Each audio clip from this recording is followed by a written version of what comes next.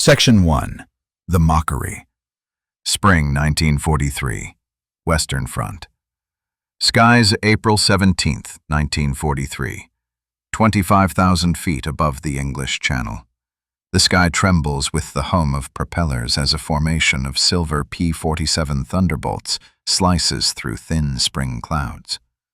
Below, the coastline of occupied France stretches like a scar across Europe. Inside one cockpit, Lieutenant Robert S. Johnson wipes the frost from his goggles and tightens his grip on the control stick. His aircraft, Republic P-47C, serial number 41-6235, shakes as the massive Pratt & Whitney R-2800 engine growls against the thin air. He's new to combat. The 56th Fighter Group has been assigned bomber escort duty for the 8th Air Force, but the men aren't yet convinced their new mount is up to the task. The P-47, nicknamed the Jug for its enormous, jug-like fuselage, looks ungainly next to the sleek Spitfires and nimble Messerschmitts. Across the Channel, German radar stations track their approach. In an underground command post near Abbeville, Luftwaffe controllers relay a simple order to Jagdgeschwader 26. Find Überkanal, Höhenlage 8,000 meter. Enemy over the Channel, altitude 8,000 meters. Minutes later, a swarm of Bf-109Gs climbs into the pale blue sky. Among them is Oberleutnant Hans Philipp, an ace with over 200 victories. Through his canopy, he spots the young familiar silhouettes approaching. He laughs. Amerikanische Milchflasche, sie fliegen wie Kühe. American milk bottles, they fly like cows. The first encounter is brutal. The Thunderbolts struggle to climb fast enough to meet the Germans head-on. The Luftwaffe's veteran pilots dive, fire, and break away before the Jugs can respond. Within minutes, 2 American planes spiral into the sea, their bulky frames turning slowly in the air like dying whales. On the ground, German intelligence notes the encounter with confidence.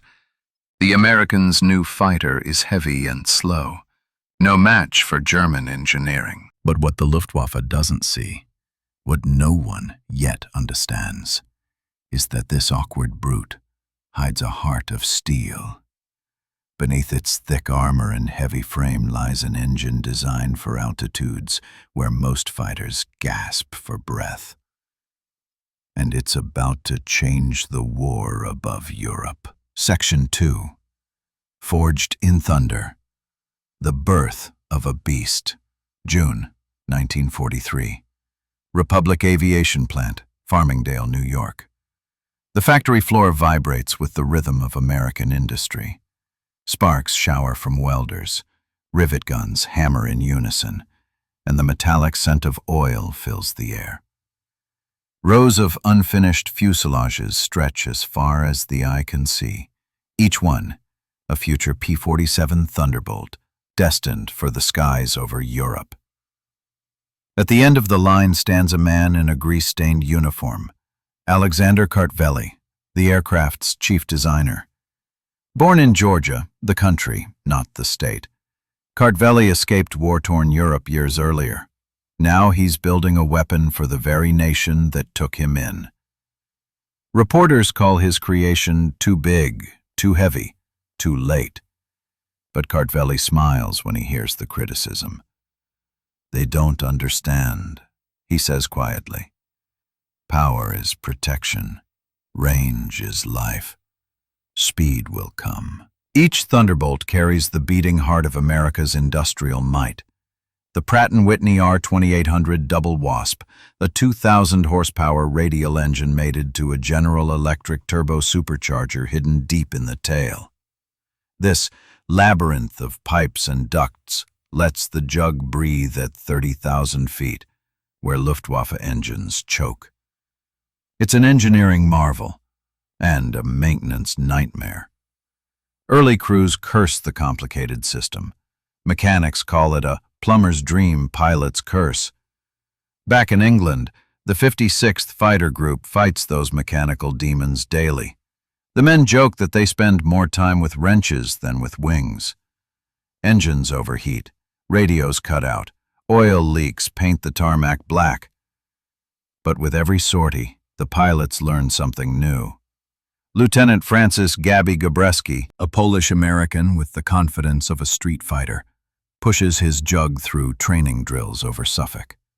He dives, climbs, rolls, finding the aircraft's rhythm. "She's a heavy girl," he tells Johnson one night in the mess tent. "But once she's moving, nothing stops her." They soon discover her secret: speed in the dive. The Thunderbolt's enormous weight and aerodynamic design give it terminal velocity that no German aircraft can safely match. The Luftwaffe pilots who once dove on American bombers now find themselves trapped below a screaming avalanche of steel. By August 1943, the tide is beginning to turn. The P-47s escort B-17 formations deeper into occupied Europe, striking targets in Rouen, Lille, and Bremen. They still lack range, forced to turn back halfway, but in combat, their reputation grows. German pilots notice that Thunderbolts don't burn easily. Many return to base riddled with holes, engines coughing, wings shredded. Yet they land. Always. Robert S. Johnson learns this firsthand on June 26, 1943, over France. Ambushed by FW-190s, his Thunderbolt is ripped apart by cannon fire. 200 holes, canopy jammed, control cables severed. He refuses to bail. Instead, he coaxes the crippled machine across the channel, smoke trailing behind him like a funeral banner. When he lands at Manston, ground crews stare in silence. The jug had kept him alive. Word spreads. The Germans call it the Panzerjäger in der Luft, the tank in the air.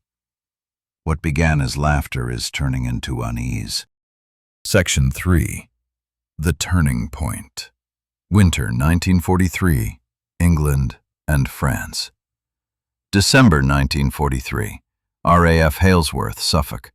Frost blankets the airfield as ground crews move like ghosts beneath the fog. The Thunderbolts stand in a silent line, their wings glistening with ice crystals.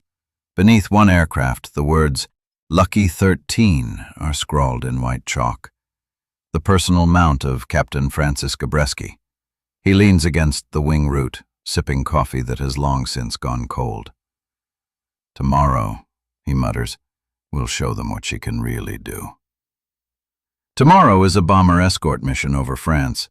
The B-17s of the 91st Bomb Group are heading to targets near Rouen, and Gabreski's 56th Fighter Group is their shield. The Luftwaffe still believes it owns the skies, but something fundamental has changed. The P-47s now fly higher, longer, and deadlier. Their pilots have mastered the dive and climb tactics that exploit the jug's weight and raw speed. As dawn breaks, the engines thunder to life, an orchestra of radial fury. Pilots taxi out, visors down, hearts steady. The jug's heavy nose dips as the propeller blades bite the frozen air, lifting the 7-ton machine toward the edge of the clouds. 30 minutes later, over occupied France, the first German formation appears. FW-190s from JG2 Richthofen. They dive in tight formation, cannon flashes sparkling like sparks in the morning sun. Gabreski spots them first. "Bandits, 11 o'clock high. Let's dance, boys." He pulls the Thunderbolt into a steep climb, the kind no one expected it could make months earlier. The supercharger roars, forcing oxygen into the engine. The jug surges upward. The Germans fire too early, their tracers slipping below his belly. Gabreski rolls inverted, dives, and the altimeter spins like a clock gone mad. The Focke-Wulf beneath him doesn't stand a chance. 850 caliber Brownings ignite at once, spitting 100 rounds per second. The sound is thunder in its purest form. Shells rip through the FW-190's fuselage. A streak of flame tumbles toward the countryside. For the first time, German pilots feel fear in their gut. The aircraft they once mocked now hunts them from above. At the debriefing that evening, Gabreski drops into a chair, sweat still clinging to his flight suit. Across the room, Robert Johnson grins. "Not bad for a flying milk bottle," he says. Gabreski chuckles, lighting a cigarette.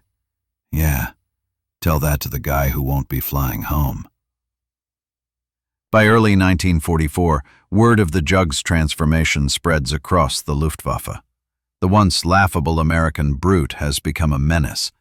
Its reputation grows not through propaganda, but through fear, whispered in the ready rooms of German airfields. "Avoid the P-47 in a dive. It will follow you into hell itself." The balance of the air war is shifting, and soon the skies over Europe will belong to the Thunderbolt. Thunder over Europe, summer 1944. The rise of the Jug. June 6, 1944, D-Day. The beaches of Normandy burn beneath gray skies. From above, the air roars with the sound of hundreds of P-47 Thunderbolts streaking toward France in low-level attack runs. The same aircraft once mocked as clumsy is now the spearhead of the Allied air armada. Their mission? Silence German guns, break armored columns, and clear the path for the invasion.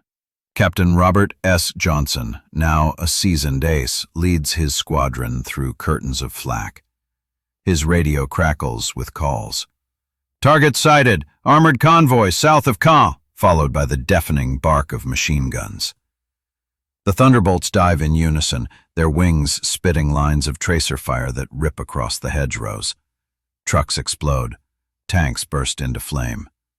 Each P-47 carries bombs, rockets, and over 3,400 rounds of .50 caliber ammunition, enough to tear through steel and flesh alike. Below, German soldiers scatter for cover, shouting, "Jabos! Jabos!" short for Jagdbomber. It's a word that has become synonymous with fear. Allied intelligence soon learns that Luftwaffe pilots are calling it Jabo fever, the sheer panic triggered by the sound of a diving thunderbolt.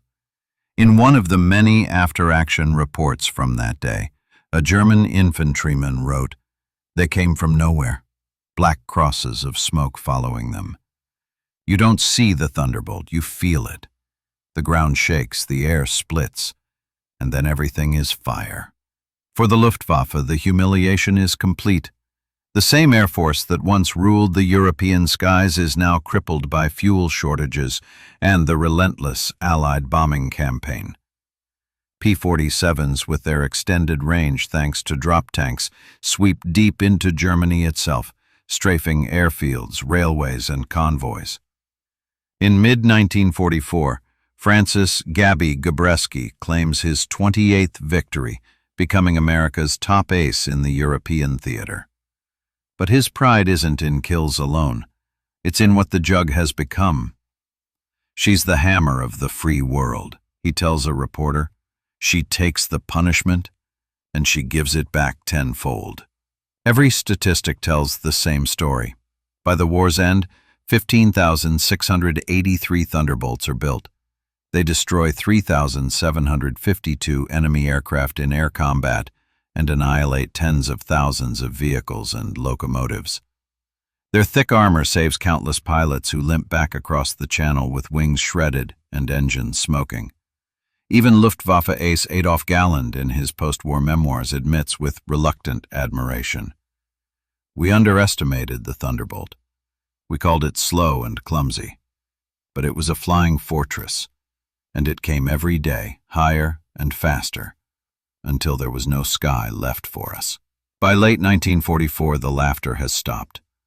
The flying milk bottle has become a storm of steel. Wherever its thunder rolls, German pilots turn away. The Republic P-47 has done what no one thought possible. It didn't just win the air war. It redefined what it meant to dominate the sky.